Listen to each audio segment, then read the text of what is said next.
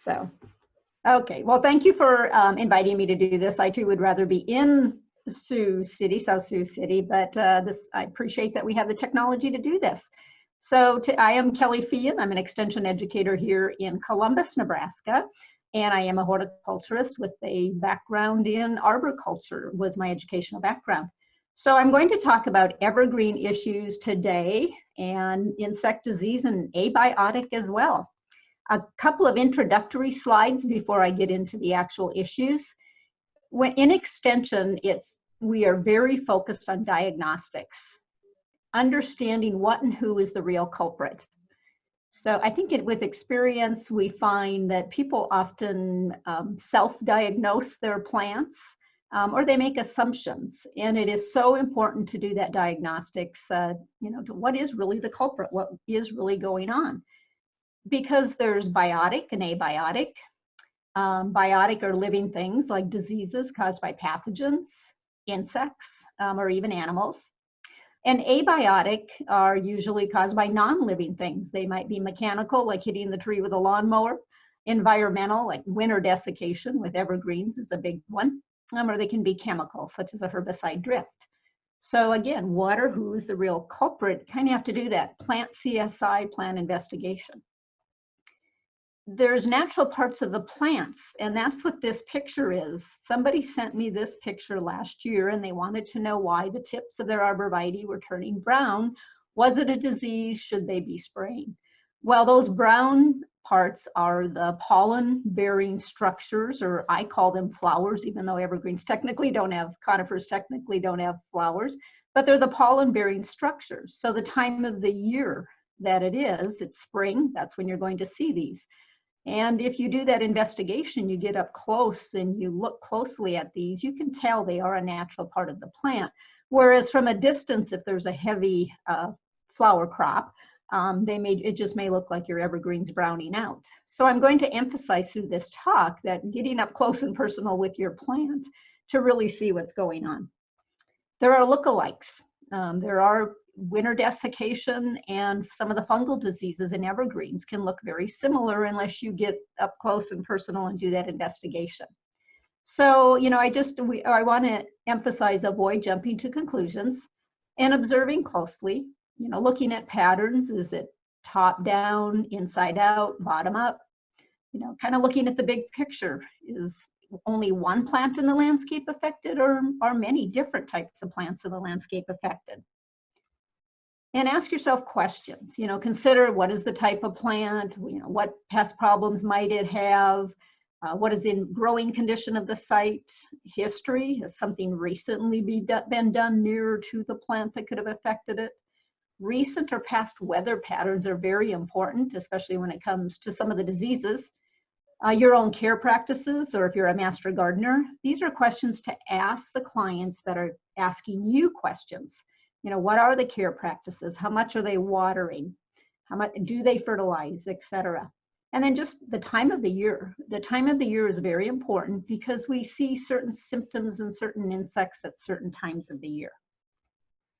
Positive identification. This is my last slide, and then I'm getting into the actual issues. Positive identification, why is it so important? Well, it's the only way to know what's the best course of action or management to take or control method. And many problems are due to the environment or incorrect management. They're abiotic. They're not actually a pest for which we need to provide a control method. We may just need to change our management practice, or unfortunately, there's not a lot we can do about the environment sometimes.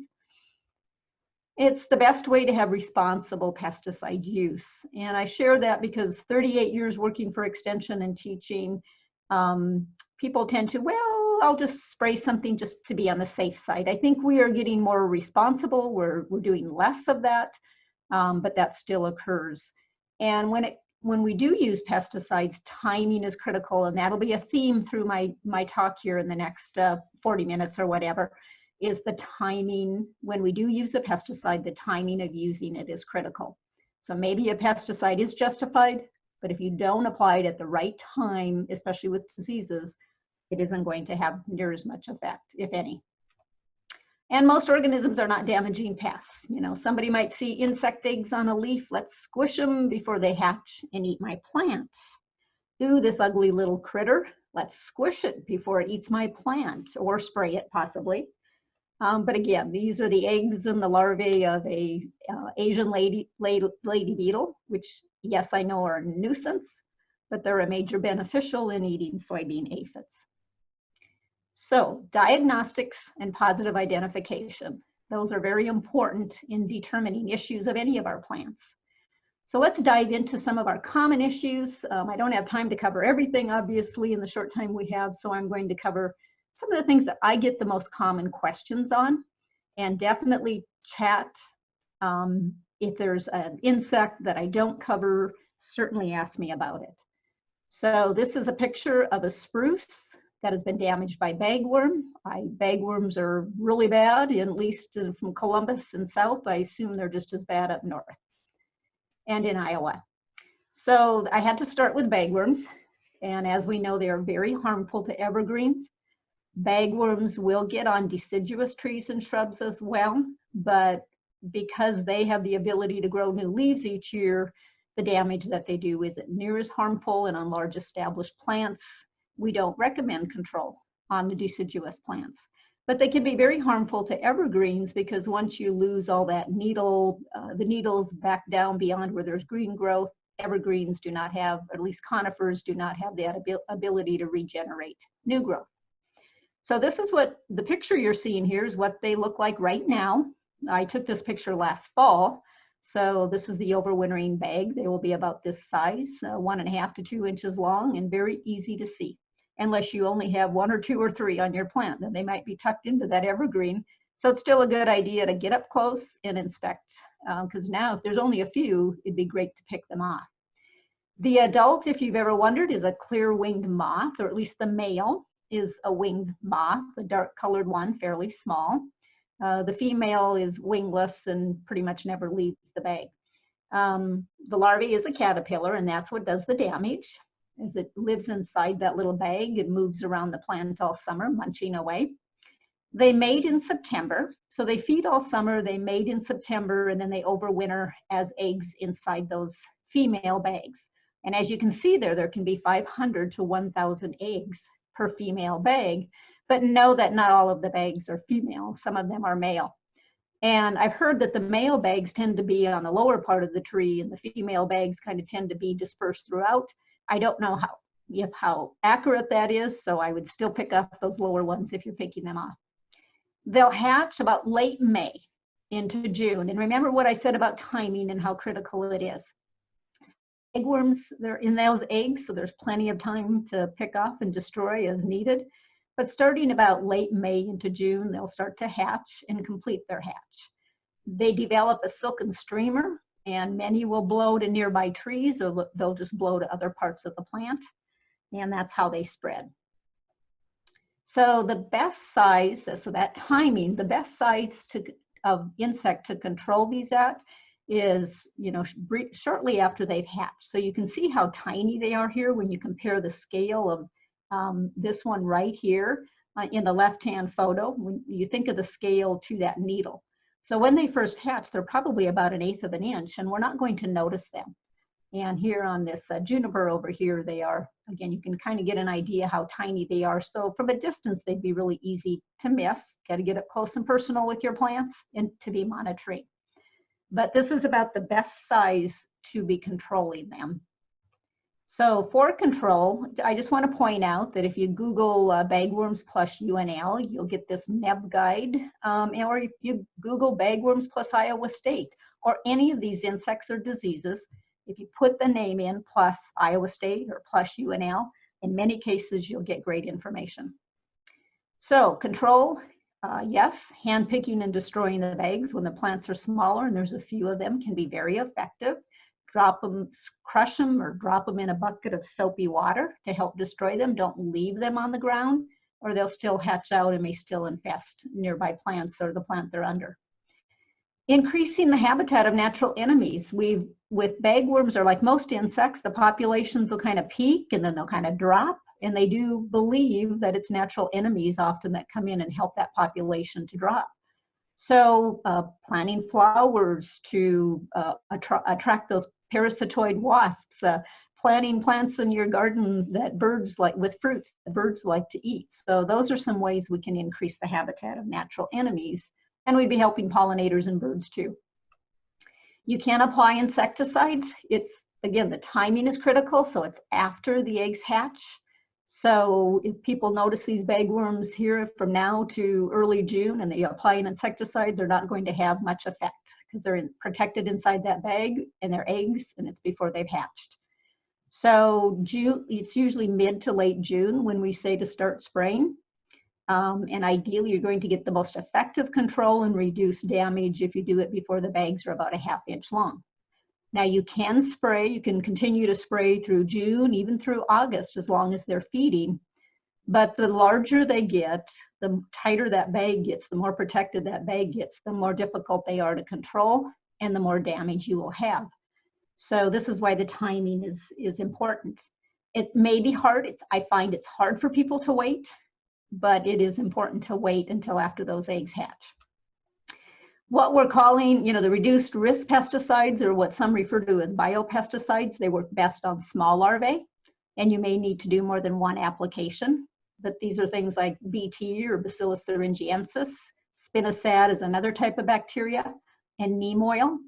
So those would be considered organic controls. They're very effective, especially if you do that mid to late June, early July, when the larvae are very small. The synthetic insecticides, there's a number of them recommended, both in the Bagworm Neb Guide as well as in the Iowa State information. But bifenthrin, permethrin, cyflurthrin, those are just a few. There are many others that will be effective. And with any pesticide, read and follow those label directions, do positive ID, and then know the ideal time to apply it. Lookalikes. I'm going to be pointing out some lookalikes. Now, side by side in this picture, you may not think these look too much alike, but from a distance or to the untrained eye, these are the pollen-bearing structures on spruce tree, and then these are the bagworms on an arborvitae. So again, I'm going to emphasize that positive ID and getting up close and personal of making observations and doing that identification, and encouraging the people we work with to do that. The next, probably the biggest issue on spruce besides bagworms, are spruce mites. Okay, spruce mites can be on spruce as well as for juniper. These spruce mites are a little bit different than our red spider mites or our two-spotted spider mites that most of us are familiar with on beans and things such as that, because they're a cool season mite, so they feed in spring and fall. But they're in the egg stage during the hot months of summer and during the winter. But the damage from their feeding often doesn't show up until about early summer. So they're feeding in April and May into early June, but we often don't notice the summer until it gets to that bronzing effect. And that's when people want to make an application of something or do a control method. But it's probably won't work then because the mites are no longer active. And the mites must be active for control. So again, for spider mites, many of you are probably familiar with the damage they do, but they have that piercing, sucking mouth part, so they insert it into the needle to feed on sap. And that continual feeding that they do causes that stippling, speckling effect on the needles. As time goes on, you may see the webbing. Usually if you can see the webbing, like in this photo, it's probably a pretty high population. And it is a high population due to the damage on this photo right here. So that's the best way to identify it when you get up close and personal. A lookalike that I'll talk about later is yellowing from abiotic stresses such as root issues. And I'll show you a photo of those later. We recommend doing the paper test with any mite to determine if they're active because they're so tiny, they're hard to see. So you've often heard of this paper test. I usually encourage people to clip a branch and do the test indoors because in my experience, the wind just blows all the specks off the paper in windy Nebraska and Iowa and South Dakota. So I'll usually just tap that branch over a white sheet of paper, and you want to wait a few seconds because the mites are stunned and they may not move for a while, but after a few seconds, if those specks start moving around, again, if you're outdoors, you don't know if it's the wind blowing dust specks around, whereas indoors, that wouldn't be the situation. I often will take my hand and just kind of rub it across the paper. And if the specks, if I have green smears or red smears with red spider mite or yellow smears, then most likely it was spider mites. When I'm in the office, I also have a microscope, so I have the advantage of looking underneath the microscope and actually seeing the mites crawling around. And a hand lens or a magnifying glass will work. But the paper test, to determine if the mites are actually active, if you're going to apply a control method, you want mites to be present and active for it to be effective. So control, as I just said, again, you can encourage those natural predators. So spider mites have many natural predators. So do note, if you're going to use a pesticide, 7-malathion and imidacloprid have been shown to actually contribute to an increase in mites. And they believe it's because they have more of a negative effect on the predators than they do on the actual mites. So be aware, be aware of that. Another method of control is just adequate irrigation, so the plant is not drought stressed, and just strong sprays of water. So if it's a small enough plant, you can spray down that plant often with a strong spray of water, and it'll knock those mites off, and it can keep that population low enough that you may not get that damage. Horticultural oils and insecticidal soaps are effective against spruce mites because they're a small, soft-bodied insects. Read that label because you don't want to get damage to the evergreen from phytotoxicity. Do know that some of the horticultural oils will make blue spruce turn green, and that's normal. It's not damaged. The new growth next year will be blue again. And then some of the synthetic insecticides that we recommend, acephate, soldazorthine, bifenthrin is considered a very good miticide. And again, it's very important to read that label and follow directions, as with any pesticide. But remember that timing. The mites need to be present, and for spruce mites, that would be April, May. They also feed in September and October, so you need to be doing that paper test in September and October. And most people, the first time you have a high population in April and May, you may not even know it until you see that damage in early summer. So again, that's not the time to be applying either the oils or the insecticidal soaps or even the synthetic insecticides. Wait until September, October and do your paper test then. And if you have active mites, then you can use one of these control methods at that time. Okay, pine needle scale is a critter that I have brought in because it's kind of stuns people when they see it. You can see in the photo here, this was a sample brought to my office, and there's a lot of white speckling that we know doesn't belong. This is another sap-sucking insect, similar to spider mites, only they, with most scales, as with most scales, they feed from beneath either a soft scale, in the case here with the pine needle scale, or some feed under a harder scale. So scales, they usually go, they overwinter in the egg stage. Some of them overwinter as nymphs, but this particular one overwinters as eggs. In May and June, they start to hatch. All scales will have a brief crawler stage where they crawl to another part of the plant, embed themselves, lose their legs, and then grow a new protective covering or their new scale, and then they feed from beneath that scale for the remainder of the summer in the most part. Remember that the old scale remains on the plant, and it can remain on there for many, many years. So in a situation like here, it looks like it's a very high population, but many of those might be very old scales that have no insect underneath them and no feeding. So pine needle scale, I bring this one up because, again, it's one I get a common question on, but it is one that we say you don't need to control it if you don't want to, because rarely, there's a few exceptions, but rarely does it cause enough damage to justify or warrant control. So you can clip out, if you see a branch like this with this mini on it, you can clip it out and destroy it. Part of the reason it's, natural predators tend to keep these in check. If control is determined to be needed, mugo pine, for example, can get pretty heavy infestations. Then you want to control during that crawler stage. So that would be sometime in May and June. You can do a paper test with these as well. Some people will take black electrician tape and wrap it around the plant sticky side out. and monitor it. And when you see little yellow insects stuck on it, reddish sometimes, then you know they're in the crawler stage. But you usually have a very brief period that they're in that crawler stage. And you would use the same product, same control methods as you do for mites. Pine sawfly, okay. I haven't had a call on these for some time, but every now and then I will. And when people see them, they get very concerned. As you can see, we mostly see them on Mugo and Ponderosa pine. They were very common on Scotch pine, but we don't have many of those left. They overwinter as eggs on needle tips, and they hatch in very early spring. And if you happen to walk by a pine that has a large population, it can almost look like it's moving. There's so many of these sawfly larvae on there.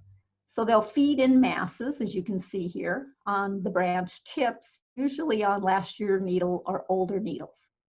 And they feed mainly in April, and then they're finished. They stop feeding. So when the new growth comes on, the plant goes on its merry way. And unless it's a very young plant, again, it affects the appearance of the plant for a little bit, but it rarely damages the overall plant health. Know that sawflies are related to wasps and bees. So even though these look like caterpillars, they are not caterpillars. Therefore, BT, Bacillus thuringiensis, will not work against them, as well as some other insecticides. So a lot of times what we'll recommend people do is you can spray these to knock them off with a forceful jet of spray, or you can kind of hit that branch with a stick and it'll knock them off fairly readily. And again, if you do that a few times in April, that is a good way to control them. If it's a very young plant, you're worried about concern, yes, you can apply that permethrin and cyfluthrin when they're actually feeding. But rarely is insecticide control needed for these. So those are the only insects I was going to talk about.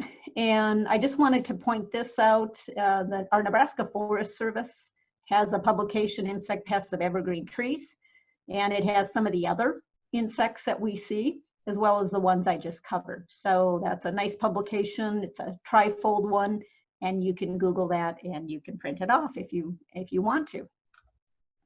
So jump into the diseases here. So these I'm going to talk about mostly blights, because those are probably the most ones we get questions about, and they're the ones that we can actually do something about if needed. The picture that you're seeing here is a pine that was infected with Sphaeropsis tip blight. So I'll start with that. How are we doing on, after insects, I said I would stop. And any questions? I didn't see any in the chat. Okay. If somebody has them, if you want to go ahead and write those in the chat, that would be great. Okay. So Sphaeropsis is also more commonly known as Diplodia tip blight, but it is technically Sphaeropsis tip blight of pines. And this one, again, from a distance, the evergreen you'll see browning in the evergreen. So we need to ourselves and need to encourage others to get up close and personal and do that plant investigation and what you're going to look for, especially with new infections. If you look on the tips of some of the branches, not every branch, but you'll see these very stunted, short needles that have turned brown. That's one symptom to look for. Pick up some of the pine cones on the ground, or older, at least 2 years or older pine cones that might still be on the tree, and look at the base. And you'll see these black pycnidia all over the base of the pine cone. And that's probably one of the highest source of infection.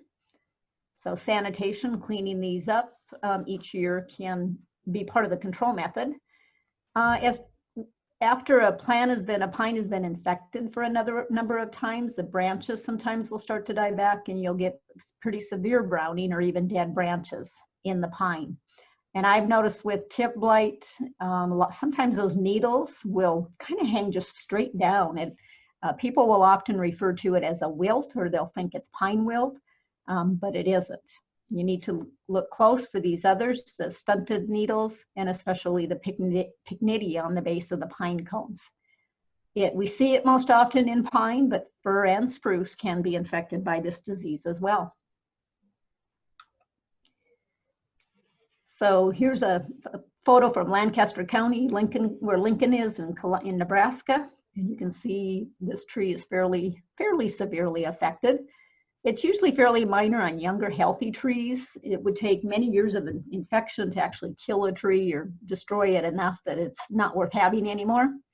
But as the trees get older, or we have stress trees, it can be much more severe. Drought and hail will promote it.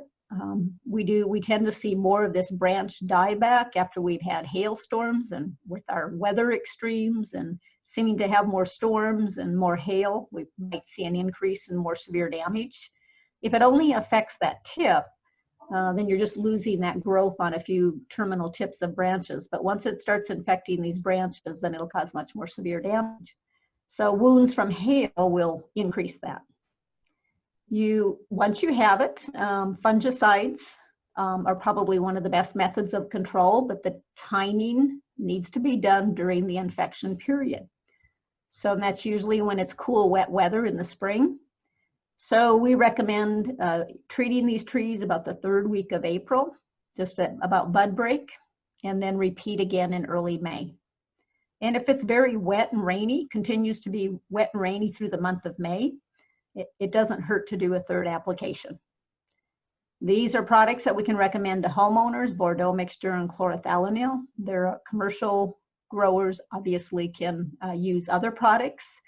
And sometimes the commercial growers will have better sprayers where you can get more thorough coverage of the majority of the needles to get better control. A look-alike of tip blight is pine tip moth. Pine tip moth will cause the tips of branches to die as well, but you won't see the pycnidia on the base of the cones. And because the moth is bored inside that tip, when you go to break it off, it'll kind of crumble and you can tell something bored inside of it. Another very common disease we see on pines is Dothistroma needle blight. Okay. And this one is fairly easy to diagnose, as well as the Diplodia, because if you look closely, now this year on last year's growth, you'll probably just see some brown, maybe even yellow flecking. Okay, as you can see here, this is what you would see on last year's new growth. If the tree had been affected the previous year, so these are 2 or 3-year-old needles, okay, then probably 2-year-old needles, then once you have that lesion, once it girdles, entirely encircles the needle and girdles it, then the needle dies from the tip back to that lesion. So, and you can see it here, again, it'll die from the tip back to wherever the lesion was. So I want to point out when a look-alike can be winter desiccation, but you won't see this spotting with winter desiccation. You won't see the banding, okay? And the browning, you may see browning from the tip of the needle back, but it'll be very uniform. So it may be, 1 to 1 inches, 2 inches, depending on how severe the winter desiccation was. And almost every needle will be brown back to almost the exact same spot, so 1 or 2 inches. Whereas with needle blight, it's wherever the fungal spore landed and infected. That's what causes the banding. And so it's going to vary how far back it turns brown, as you can see in this photo. So Dothistroma needle blight, it's most common on our Austrian and ponderosa pines. The look-alike is winter desiccation. There is another disease called brown spot disease that can look very similar. Matter of fact, you need to send the samples into a diagnostic lab to really be able to determine which disease it is. I know in Nebraska, the majority of samples that go into our diagnostic lab are Dothistroma needle blight, so we tend to lean towards that one. The difference is the timing of spray is a little bit different for the two. Okay, and I do know with Dothistroma needle blight, the spots will eventually become bands that completely encircle the needle. So if it's the tree's been infected for at least 2 years and you have those older needles and you see a purplish band completely around the needle, then most likely it is that Dothistroma versus brown spot. Fungicides, because it'll from the bottom up and it kind of destroys the appearance of the tree as well as the windbreak value, we do recommend applying fungicides. Timing mid-May, about mid-May, just as those new needles and candles begin to emerge. And then again about 3 to 4 weeks later. So most people, will see the browning in the fall. If it's the first year that a tree has ever been infected, they'll start to notice maybe the flecking or a little bit of browning in the fall. Or right now in the spring, those last year's needles will start to die back in the spring. And that's the timing of spraying. If they notice it in the fall, it's not time to spray. Plant diversity, I haven't talked about that. That's important for everything. But if you have a lot of pines in your neighborhood, in your yard, plant something else besides a pine, or at least a different species of pine. And anything we can do to promote air circulation. I know once the plants are planted and they're up and growing, it's kind of too late, but promoting air circulation around these plants will help to reduce the severity of diseases, because most fungi need good moisture on the needles to infect. Onto the spruce. Gonna look at my time here. Looks like I'm okay. Okay, Siroccocus shoot blight is one of our most common diseases that at least that I see. Usually it'll cause bare shoot tips. That's the first thing people notice. If you look over here, you just see some of these bare tips where there's no needles on them. Sometimes, not always, those tips that are infected will curl down and droop, kind of like a shepherd's hook. Okay, if you look closely, I'll show you in the next slide, I'll show you a picture, but you can see the black spots or pycnidia on the twigs. Now, a look-alike for Siroccocus can be frost damage. So you need to think about what time of the year is it? What was the recent weather pattern? So if you have new candles and we have a very cold spell and suddenly you're seeing this drooping, was it frost damage? Because usually this symptom for the blight will be a little bit later in the spring or early summer. Here's another picture. This was a sample that was brought in to me. And then if you look very closely, you can see this with the naked eye, but a magnifying glass helps, or a microscope. You can see that black pycnidia on the twigs. So this, along with the dieback on the twigs or the drooping, can help to confirm or identify that it's a shoot blight. To manage it, you can cut off those affected tips because it's that pycnidia that's going to cause new infections. If necessary, you can apply a fungicide, again, that timing in May when the new shoots are about 1/2 inch to 2 inches long, and then repeat again in about 3 to 4 weeks. That correct spacing for air circulation and diversity in plantings. Spruce is starting to be very greatly overplanted, so we're seeing more disease issues with them. The other common disease on spruce is Rhizosphaera needle cast, and this tends to be near the bottom of the tree, and we usually see it on 1 year or older needles, whereas with the shoot blight, we see it more on the tips of the branches initially. With Rhizosphaera, we're going to see it on at least 1 year old needles or older. And this is a spruce that's been infected, probably repeatedly for a number of years to get this bad. Know that Norway spruce is considered resistant. White spruce has some resistance, and Colorado blue spruce is likely the most susceptible to it. And is it the most susceptible, or is it just that it's most commonly planted? So the needles will turn brown. Sometimes they turn purplish, especially with initial infections. Those 1 year old needles will kind of have a purplish tinge to them, but you don't always see this.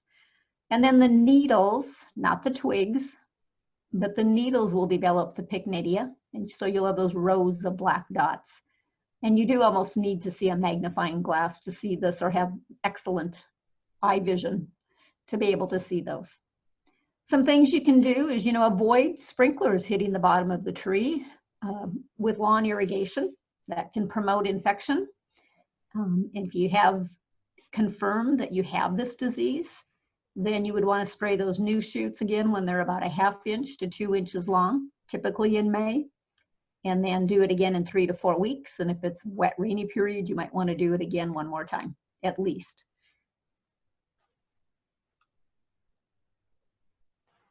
Okay, so this is a disease on spruce that we've seen quite a bit of in the last few years. It's Cytospora canker, and it is promoted by stress. by hail wounds. The fungus can infect often through those hail wounds. Depending on where the canker is, if it's on the trunk, a lot of times we'll see dieback from the top back. If the canker is on one of the branches, then you'll just see spotty dying of branches here and there. One way to identify it is to, it's kind of tough to get up close and personal with the spruce because they're really pokey, but try to get in there and see if you can see any of this white resin, either on the branches or on the trunk itself, because the cankers will often ooze that resin, and then it'll dry, and it almost looks like bird droppings, but you can tell the difference between bird droppings and this resin. So that's one way to try to identify that that's what it is. Sometimes it's just asking yourself questions. Is there anything else that could have caused this? Have we had recent hailstorms? Has there been recent drought to stress these plants? And that's when we start seeing more of our Cytospora canker. Unfortunately, as with all cankers, there's no control except to prune them out. And so with branches, when individual branches are dying, we do recommend pruning and removing those, ideally all the way back to the trunk. If it's the top down, that's a tough one. The person will have to determine whether the tree is worth trying to salvage or not. But if you start seeing it in the branches, you want to do everything you can to improve that tree health. So correct mulching.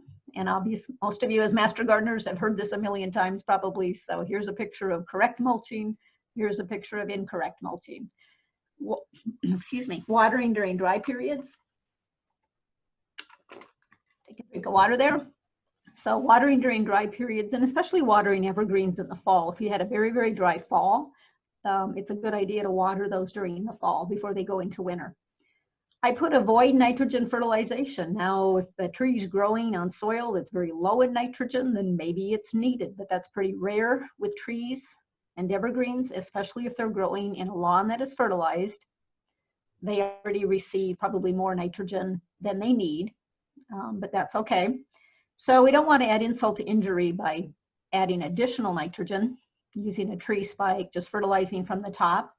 And we do know that sometimes nitrogen can increase a plant's susceptibility. If it's more nitrogen than it needs, it can actually increase susceptibility to some diseases and some insects, such as sap-sucking insects. Okay, Cercospora Blight. Okay, this is one that we see on junipers in the landscape, especially if they're pretty dense ornamental plantings and there's not a lot of air circulation around those plants. And it's very common on red cedars and windbreaks. Arborvitae is susceptible as well, but I personally don't know that I've ever seen it on arborvitae, but it is susceptible. Browning is usually from the bottom up and the inside out. Again, those are the parts of the plant that dry out the slowest, and fungi need that moisture to infect those needles. If you have this one, note the timing, the spray timing. It's important to positively identify this one, although it's probably the most common thing we see on junipers or eastern red cedar. There is a tip blight that'll just affect the tips, and the timing of that spray is different. But for this needle blight that kills it from the bottom up, inside out, you need to spray about mid-June, late July. And then again, if it's very rainy, which usually doesn't happen in August and September, but if it is, and sometimes repeating those sprays if it's a valuable windbreak or a valuable landscape plant. Increasing that airflow and planting for diversity. I tell people when they're planting shelter belts, windbreaks, at least if it's 3 rows of trees, at least have 3 different. But they'd be even better off to mix it up even within the row. Harder to do, but better from the standpoint of disease and insect control. Okay, here's one where you have browning at the bottom of the plant. So you're thinking, well, Kelly said that a lot of diseases start at the bottom and work their way up. So you might think, could this be a disease? But the first thing to notice is it's fairly uniform. And diseases often are not uniform, at least initially. So this is very uniform. This was a picture from John Wilson in Burke County, and it was actually rabbit damage. And how did he determine that? He got up close and personal with that pokey spruce, and he looked at the inner branches and he could see that they had been gnawed. Now, another possibility would be voles, but looking at the tooth marks, John had determined that it was most likely rabbits. So in this case, there's not much to be done at this point, but do some pruning. But positive ID was important, so at least a fungicide was not applied when it was not needed. The Nebraska Forest Service has another threefold front and back publication on the diseases of evergreens if you're interested in accessing that. It's a good resource. Okay, on questions? Looks like it. I actually do not see the chat box when I have my screen open. It doesn't allow me. No questions right now, Kelly. Okay, great. Okay, so to wrap up here, this will go fairly quickly, but if there's no questions in the chat, then I guess we're okay there. But I'm going to cover some of the abiotic, okay, and one natural. And actually the picture I have here is natural. That's natural needle drop that occurs in the fall. But as some of you know, in September, if you get this call, oh, especially eastern white pine is dying. It's suddenly completely turning brown. That's usually the question I get. But I will say, is it completely turning brown or is it just the inner needles? So this is natural needle drop. It's supposed to happen. Evergreens, conifers do not keep their needles forever. They usually only retain, 3, maybe up to 5-year-old needles. And that's why if you look in the center, they're always bare. So on about every 5, they do it pretty heavily about every 3 to 7 years. So in the years that they do it heavily, it can be very striking and very concerning to homeowners. But again, that time of the year, what time of the year, what is the type of plant? And it seems to be most noticeable on eastern white pine, and that's what we get the questions on the most. But just about every evergreen does a little bit of this. So let's dive into some of the other abiotic issues. Winter desiccation in Nebraska, Iowa, even southern South Dakota is a huge issue. Sometimes it's a matter of wrong plant in the wrong place, such as this picture of this spruce. Most likely, I'm guessing that's a south-facing wall, maybe a west-facing wall. It's hot brick that reflects sunlight during the winter. Poor thing's trying to grow in gravel. It looks like it's next to a sidewalk. So evergreens, conifers, the green needles lose moisture during the winter, and then the roots cannot replace it from the frozen soil, or just because the soil's too cold and the roots aren't active at that time. So with winter desiccation, it's usually fairly uniform damage. It's often on one side of the plant, the side that's most exposed to, say, a hot reflective surface, north winds, maybe south sunshine. Again, that's observing the big picture and what's going on. Usually the damage will show up in late spring. So when a plant starts turning brown in late spring, early summer, and I tell people it's winter desiccation, they may come back to me and say, well, it can't be winter desiccation because it didn't turn brown until late spring. But most trees have a fairly delayed response to both biotic as well as abiotic. So sometimes once we see the damage, it probably, the actual culprit happened. It might have been a few years ago. It might have been the previous year. Again, in this case, it's in the middle of winter, especially late winter and early spring is when most of the winter desiccation occurs. We tell people, wait, if you get some browning, in this case, if you pruned it out, you're kind of going to destroy the appearance of that plant. But often it's just the tips. And so if they're going to do some pruning, we'll sometimes say wait to prune or remove the plant until after June 1. Because if only the needles have turned brown, but the branches are still viable and the buds are still good, those buds will still grow and to cover up that damage.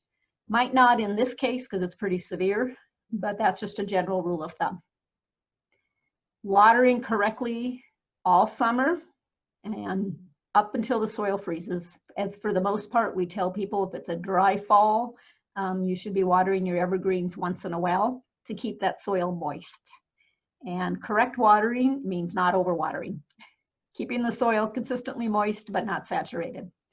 Mulching correctly. Gravel's kind of tough on plants, so an organic mulch, but you saw my earlier photo on making sure it's not piled up against the trunk. Winter watering, we recommend watering in the winter if it's an open winter. the soil's not frozen and temperatures are above about 45 degrees. And you know the tree might have some water stress, then it is a good idea to go out there and moisten that soil. You don't need to water a lot because the plant's not using a lot and it is winter, it's cold temperatures, but it's a good idea to water. People ask me about anti-transference. There are products available such as wilt proof that you can spray on the plant. And you know, I think it's better to do right plant, right place, but anti-transference can be used and they can be helpful. You need to read and follow the label directions very closely. They're kind of goopy, sticky material. They have to be applied at the right time and usually more than once. So probably the first application is going to go on sometime in November, close to Thanksgiving. And you usually have to do maybe 1 or 2 more applications. But of course, in the winter, they can only be applied when temperatures are above 45 degrees in the winter. So there's some challenges to using them, but they are an option if needed. Here's just another picture of some winter desiccation, wrong plant, wrong place. This was arborvitae, a number of them that were purchased, a great deal, a great buy. So this person purchased them and planted them. It was actually fairly late the previous fall, which is not the ideal time to plant young. Late fall is not a good time to plant most evergreens just because the risk of winter desiccation. But arborvitae is a plant that needs some protection. And as you can see, this was full sun, full wind exposure. This is a west slope. And it just did not work. Wrong plant, wrong place. And then these are boxwood, which are a broadleaf evergreen. And again, this is a south side of the homes, southwest, gravel, cement. I would have bet a lot of money that these were going to have winter desiccation issues. So right plant, right place. Cold temperature injury. This is a plant that was pruned too late in the summer. This is a Japanese yew. And I took this picture in fairly early spring. And it was pruned late enough, probably sometime after mid-August. And it was late enough in the summer, but early enough that it still shot up some new growth. That new growth did not have time to harden off for the winter and was more tender. And so those tips were killed. When I was called out on this call, they actually wanted to know what the disease was and what they should spray. But again, it was clearly a case of cold temperature injury. So you snip out those injured tips, and in many cases like this, Japanese yews especially will go on their merry way. But avoid pruning most anything from August or at least mid-August into winter. And on evergreens, if you're wondering, on evergreens, spruce, fir, juniper, probably the key time to prune those is just before they start their new growth in the spring. And of course, pines, we recommend pruning while they are candling. Yellowing of spruce. This is that abiotic, the one that the look-alike one that I said people might confused with spider mites. We're seeing, this is actually a picture from Iowa State. I love that picture. Thank you, Iowa State. But I've been getting more calls on this frequently, just kind of a very clean yellowing. If you look very close, you won't see that stippled effect, or you won't see the dirty webbing that you sometimes see with the spruce mites or other types of spider mites. This can be due to a number of abiotic stresses. So sometimes we have to make our educated guesses and ask a lot of questions to find out what's actually going on. But it's especially attributed to root problems or root injury. The soil's too wet, maybe way too dry. Soil compaction, especially if it's been planted in a new construction site, a new home was planted, they didn't do anything with compaction. So you have poor drainage, too deep of planting. A girdling root, burlap wire left on the root ball. It's a good idea to check for spider mites just to make sure it isn't that, but you can pretty much tell the difference between those. Pretty tough to know what to do, except again, do correct watering and use mulch correctly is about the only way we can deal with this issue. After the fact. But before the fact, don't plant too deep. Manage your soil, especially if it's a new construction site. Cut girdling roots when you see them, remove all the burlap wire, etc. Herbicide injury. We're starting to see a lot more herbicide injury, especially in our shade trees. But this was a case of herbicide injury on spruce, and how I knew it was herbicide injury was part of it. You see this spiraling, the way spruce take up things and move it through the plant. It tends to spiral, so you had this spiraling effect. Plus, again, I asked questions of the homeowner. You know, what's been done to or near the plant recently? Well, his son had been using a particularly strong herbicide that I do not believe was labeled on spruce, and he'd been using it on this mulch around the tree. So this was not a drift situation. This was actually because of the spiraling. I knew it was something had been taken up through the roots. So I can just emphasize reading and following those label directions, understanding root systems of trees, that they grow out a long ways, and those feeder roots are mostly in that upper foot of soil. So they are going to be affected by herbicide, even if you apply it a fairly long distance away from the tree. Use mulch for weed control. So that wraps up. I didn't leave tons of time for question, but that wraps up, and I'm going to end and try to find you guys again. I minimized you. Kelly, we do have one question in the chat when you can find it.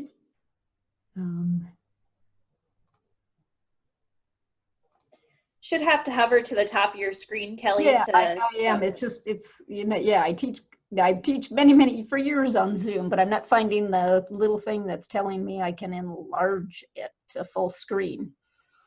I just have the grid box, which is kind of odd. I've never had this happen before.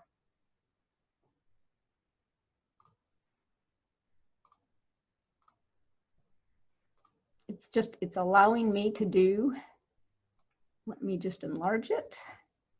It's allowing me to do everything but go to full screen. So you might have to read, why don't you read? I stopped sharing, correct? Oh, that's my problem. I thought I had already stopped sharing. I'm sorry.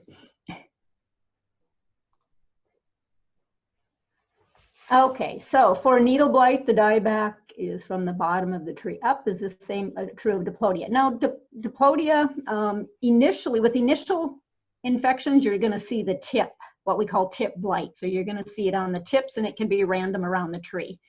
And sometimes, I know on the one picture I showed you, most of the dieback was near the bottom, but it kind of depends on, you know, if there's infection from, say, a hail wound. If that fungus infects through a hail wound, then it can be scattered throughout the tree. So the needle blight, the Dothistroma, tends to be more bottom up most of the time, but with Diplodia, it can be bottom up or it can be scattered. Good question. Any other questions? We can give people a minute to type, but while they're doing that, if they have any other questions, over in the chat box, I did post the speaker evaluation. So it's similar to all the speaker evaluations that we typically had at the Siouxland Garden Show. So if you could take time to fill that out, that'd be awesome.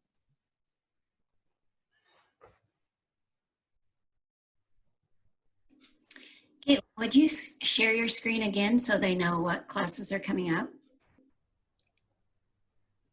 Yep, just one second here.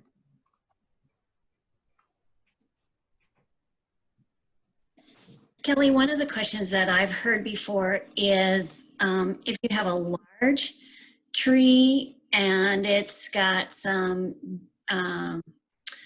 branches in the middle that are not alive anymore or do not have needles on them anymore, should you go in and prune those out? If it's completely bare, and there's no green on the ends of the branch. I mean, if it's dead, remove it. Get it out of the tree. But all evergreens, especially as they get larger, they're going to be very bare in the center because they only retain 3 to 5 year old needles. And 5-year-old is pretty old. Most of them are up to 3-year-old needles. So I would only remove it if it's bare all the way to the tip and it's starting to get brittle, so you know it's dead. The other question is that needle drop inside of the tree, how often should we clean out the needles underneath the tree? Unless it has a disease unless, you know, because sometimes there's fungal spores on those needles that can reinfect. Unless it has a disease, just like in the forest, those needles are beneficial. They're providing mulch. They're helping to mellow that soil. So I don't know that there is any need to clean them out. And needles do not make the soil too acid. If you've ever heard that, that's a myth.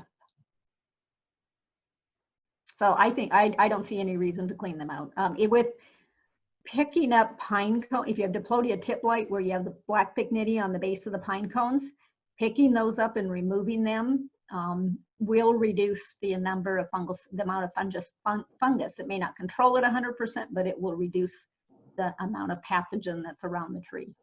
But needles, that's much less likely.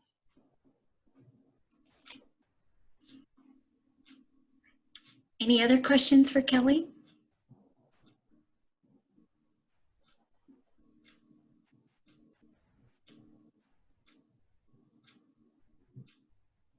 I just want to say thank you, everybody. A great group, 44 people. Wow. And everybody stay safe. We actually had a high of 51. Awesome. Yes. So feel free to join us for our 3 p.m. session. We have Scott Evans also with UNL Extension. He's going to be talking about native plants to consider. You can find that link on Facebook and then also on our Siouxland Garden Show website as well, which I put in the chat box for you. We did have a question on when this will be posted. It will be posted on the Siouxland Garden Show website, and it will be next week, hopefully sometime in the first part of the week.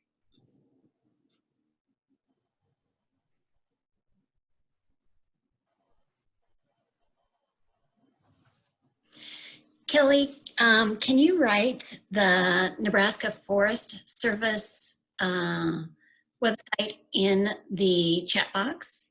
I have time here. I will actually just get the link and put it in there. Great, thank you so much. I find if I type in Nebraska Forest Service plus evergreen diseases, it kind of takes me almost right to the publication.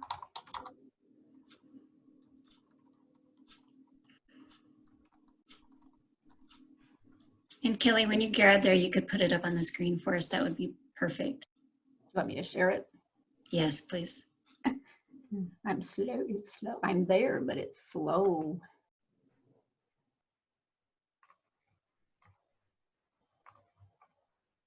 That wasn't the one I wanted. Sorry.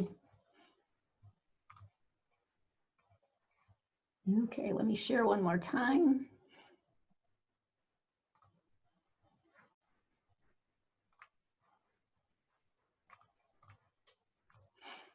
Okay, are you seeing it there? Yeah, I mean, the website is nfs.unl.edu, and you want to go to publications. But yes, we do see it. You see insect pests, and you will see insect pests of evergreens. They also have insect pests of broadleaf trees, and under diseases of evergreens. There's a lot of other information there as well. But those two applied to today. Oh, they also have an abiotic one. Do you want me to put that in the chat? Yes, please.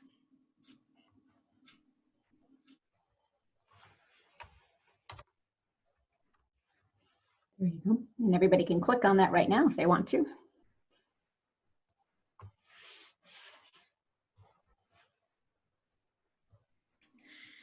Thank you very much, Kelly. Kelly will be presenting next week at the same time, and so you'll have a chance to listen to her talk again. And Kelly, your topic next week is?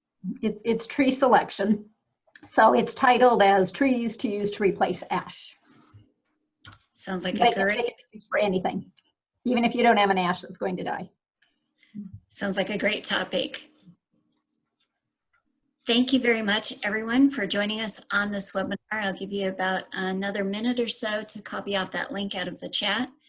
And Caitlin, I think we could probably put that link on the Siouxland Garden Show when we put up the video. So you can check for it there. or nebraskaforestservice.unl.edu as nfs.unl.edu. Thank you so much, everyone. Have a great rest of your day, and hopefully we'll see many of you this afternoon. Thank you as well.